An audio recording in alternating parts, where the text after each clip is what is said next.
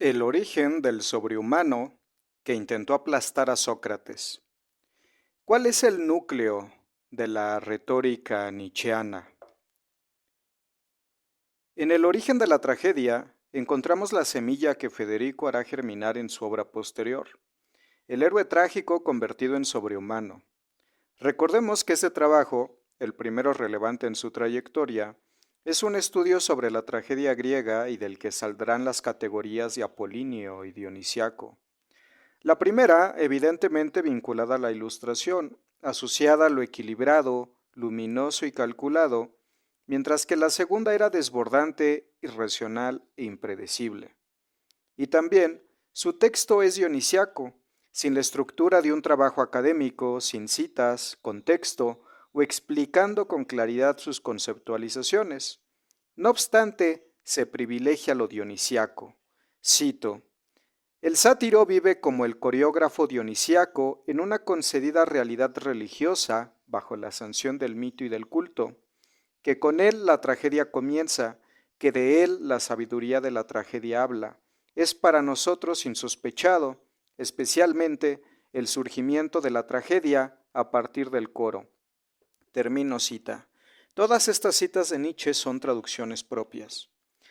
Continúo, recordando que la tragedia griega era un ejercicio teatral y educativo, incluso subsidiado por el gobierno, donde quedaba claro que el destino era inevitable, incluso para príncipes, semidioses o héroes mitológicos, porque esos personajes de la nata social, los únicos protagonistas de esas representaciones, eran el ejemplo de que era imposible, aun para los que estaban encima y se servían de la mayoría de la población, escapar al castigo del destino. De manera que, ¿qué podía esperar un pastor de ovejas o un campesino? Trabajar y obedecer. ¿Qué podía esperar entonces ese aristocrático héroe trágico? Deslumbrar al espectador o al lector mientras se enfrenta al destino que lo aniquila, o al menos eso podemos concluir del texto de Nietzsche. Para Nietzsche, el héroe trágico es un modelo a seguir, le adornan virtudes como la nobleza o quizá el origen divino que le ponen por encima del resto. Y ello no solo tiene una vena literaria, pues dicha sociedad tenía como fundamento económico la esclavitud. Un pequeño porcentaje de la población en la cima de la pirámide se beneficiaba del trabajo de innumerables esclavos, por lo que el héroe trágico no es más que una romantización de su visión aristocrática, porque el héroe trágico, aun con todo en contra, sigue intentando imponerse incluso al destino que le han impuesto los dioses. Así el espectador o lector, cito, mira al héroe trágico con épica claridad y belleza y se alegra en su destrucción, terminó cita, y afirma, cito nuevamente, a través de la tragedia llega el mito a su más profundo contenido, su más expresiva forma. Una vez más se levanta como un héroe herido y el gran exceso de poder reúne la sabia tranquilidad del moribundo. Arden sus ojos con la última y poderosa luz. Termino cita. Así, Federico admira al que, por estar encima de todos, intenta enfrentarse a sus circunstancias, incluso al destino, pero aquí podríamos vislumbrar consideraciones cursis que lindan con la autoayuda. Recordemos que hasta aquí el héroe trágico que devendrá en el sobrehumano tiene todo en contra. ¿Qué pasa cuando la diosa Fortuna le sonríe? Lo veremos después. Otro elemento relevante del origen de la tragedia es su naturaleza contrailustrada, y ello queda evidenciado en sus ataques contra Sócrates. Pero ¿qué tiene que ver el filósofo con el teatro? Nietzsche escribe, Dionisio había sido, comienzo cita, perdón, Dionisio había sido ahuyentado del escenario trágico. Por cierto, a través del poder del demonio conversador de Eurípides. Eurípides también era en cierto sentido solo una máscara. La divinidad de la cual él hablaba no era Dionisio, tampoco Apolo, sino un recién nacido demonio llamado Sócrates, termino cita. Esquilo, Sófocles y Eurípides son los tragediógrafos de quienes sobrevivieron obras, y para Nietzsche los primeros dos, especialmente Esquilo, son los que respetaron los elementos de la tragedia, la aristocracia del protagonista, la violencia del destino y su final aniquilador. No obstante, Eurípides rompe con los ingredientes de este manjar e introduce los deus ex machina o happy endings que cortaban el éxtasis del aniquilamiento. Por ello Federico afirma, empiezo cita, en consecuencia, Eurípides debe valer para nosotros como el poeta del socratismo estético, termino cita. Pero ¿qué tiene que ver el filósofo en esto? Eurípides y Sócrates fueron cercanos, y para el autor del origen de la tragedia, esa influencia arruinó la tragedia griega, pues el conocimiento racional y la confianza en las instituciones de la polis barrenaron la esencia cruel e inevitable de la tragedia griega, la cual reflejaba para Nietzsche el núcleo de la vida misma, por lo que, cito, reconocemos en Sócrates al oponente de Dionisio, termino cita, porque en el optimismo, comienzo cita otra vez, yace la muerte de la tragedia, termino cita. Para detallar más a qué se refiere con optimismo, podemos volver a la discusión con Calicles, donde se sostenía que el Estado era una forma de los débiles para neutralizar a los fuertes, porque, según Calicles, cito, en la mayor parte de los casos son contrarias entre sí la naturaleza y la ley. Termino cita, pues, cito otra vez, lo que establecen las leyes son los débiles de la multitud. Termino cita, y que, cito nuevamente, lo justo por naturaleza, que las vacas y todos los demás bienes de los inferiores y los débiles sean del superior y del más poderoso. Termino cita. Y esta posición, la del depredador, es la que Nietzsche expondrá a lo largo de sus escritos, pero que es endulzada, falsificada y simplificada. Y aunque el origen y aunque en el origen de la tragedia aún es tan explícita su postura contra la Ilustración, queda claro que es un texto que la fustiga en las carnes del Sócrates platónico. Para Nietzsche, el optimismo encarnado en Sócrates es la esperanza de que en la vida social, dentro de la polis, es posible el orden y el crecimiento colectivo, privilegiando la salud del colectivo sobre la del individuo. En otro pasaje, la bestia Calicles le pregunta a Sócrates, cito, ¿qué entiendes por dominarse a sí mismo? Bien sencillo, lo que entiende la mayoría, ser moderado y dueño de sí mismo y dominar las pasiones y deseos que surjan. Qué amable eres, Sócrates. Llamas moderados a los idiotas. Termino cita. Pues dicha moderación permite la vida en compañía de los demás. Tanto así lo consideró Sócrates que, aun siendo condenado injustamente, decidió respetar con obediencia los designios de la polis, pues prefirió exponer su vida a vulnerar las leyes por medio de la huida o de la falsa retórica. De manera que Nietzsche solo podía despreciar una conducta como esa, ser sacrificado por la multitud representada en un montón de reglas para la plebe, ser sacrificado por el rebaño. Por eso la antipatía del retórico que pretendía hacer filosofía hacia el patriarca de los filósofos. Como veremos, el ataque hacia Sócrates era un ataque contra la Ilustración.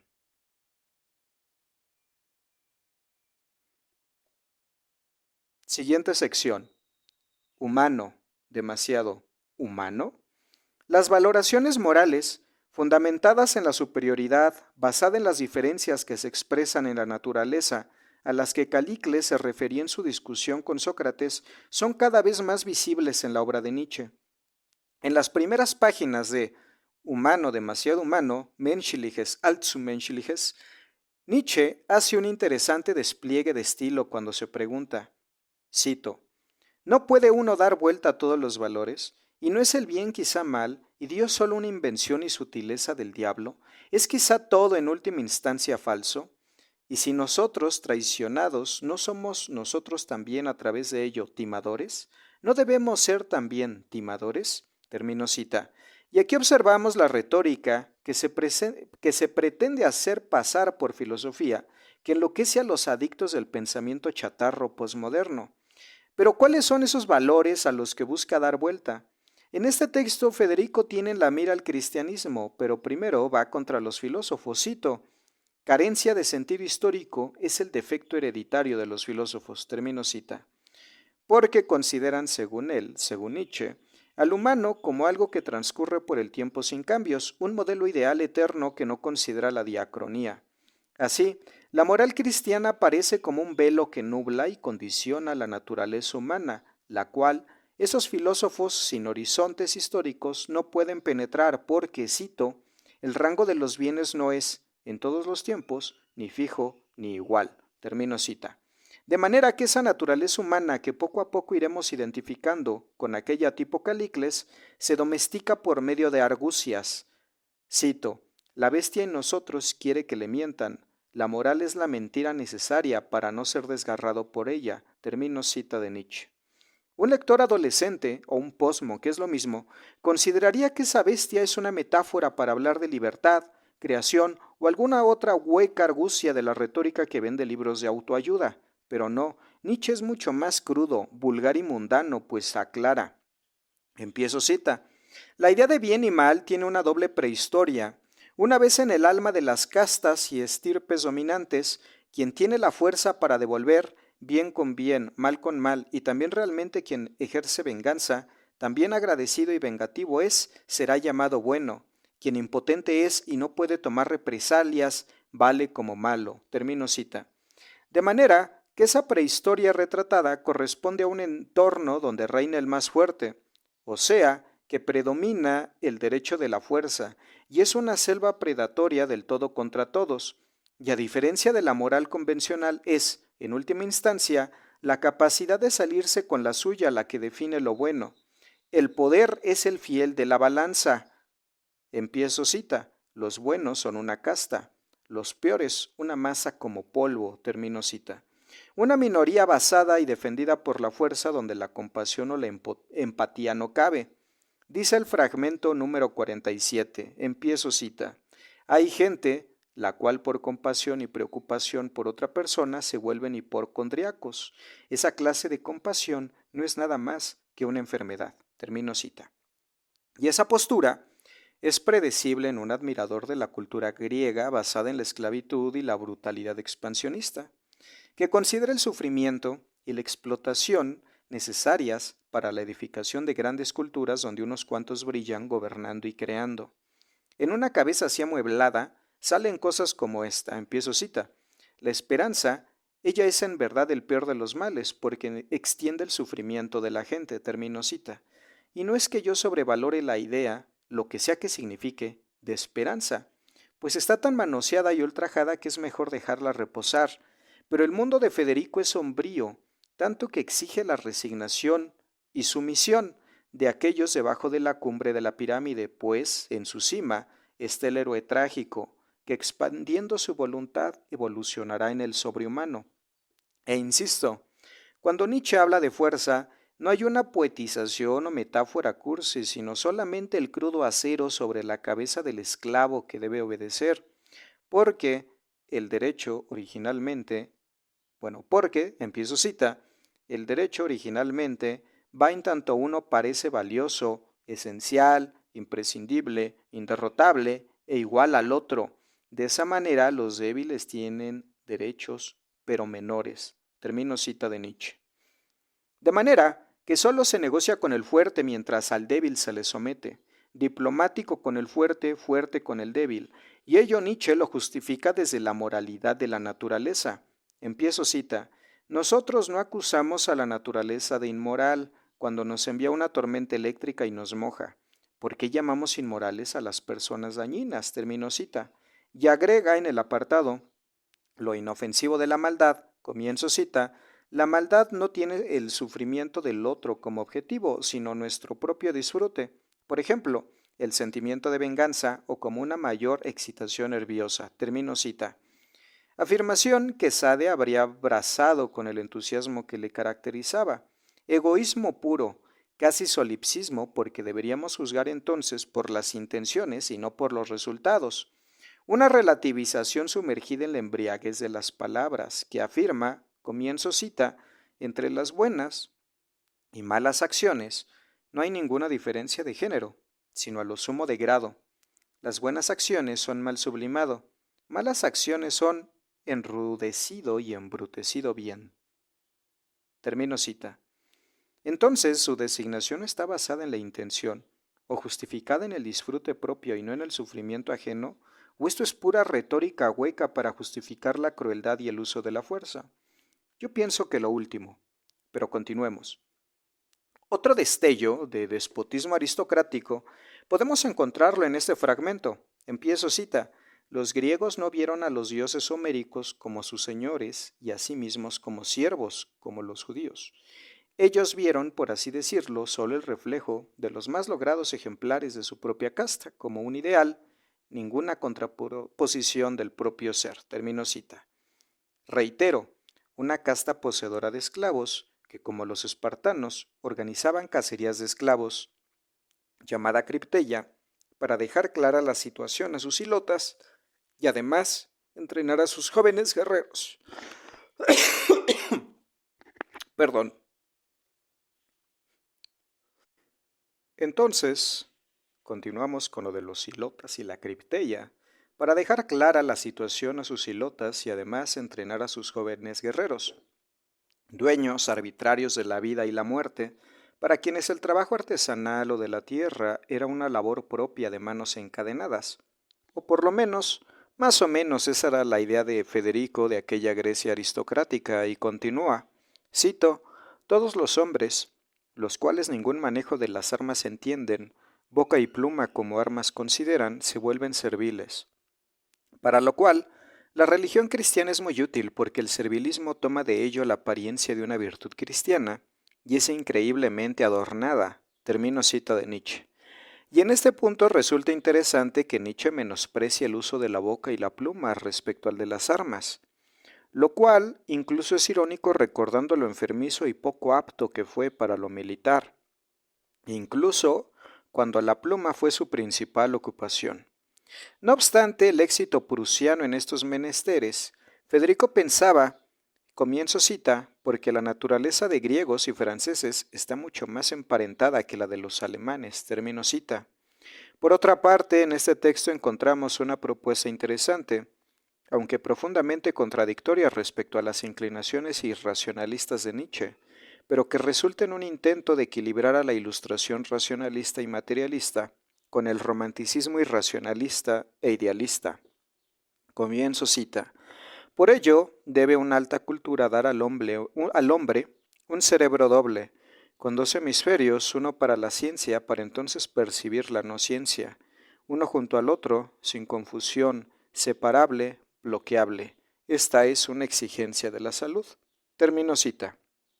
No obstante lo anterior, su posición respecto al racionalismo ilustrado es clara y envía el mensaje caracterizando tanto a aquellos filósofos griegos como a los ilustrados.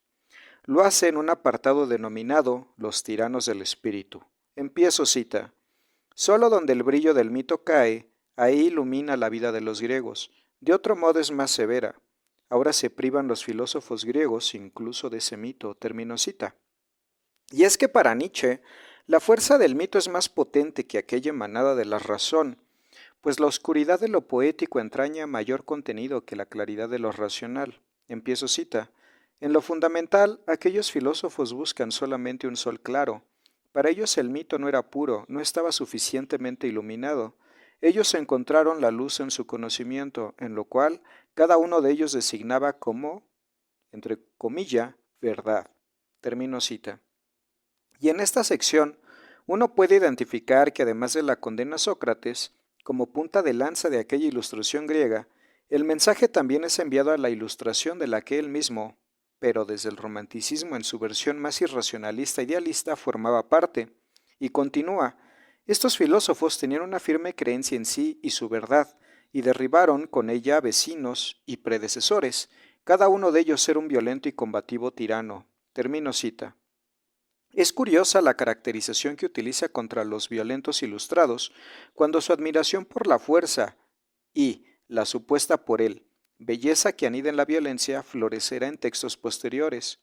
Es tan flexible que cruza libremente las líneas de la incongruencia, pero si esta interpretación contra la ilustración y sus filósofos parece forzada, y que en realidad Nietzsche quería decir otra cosa, porque los miembros de su culto suelen acudir a esa excusa, aquí tenemos un delicioso fragmento en el que Federico hace un despliegue de talento en el uso de la metáfora.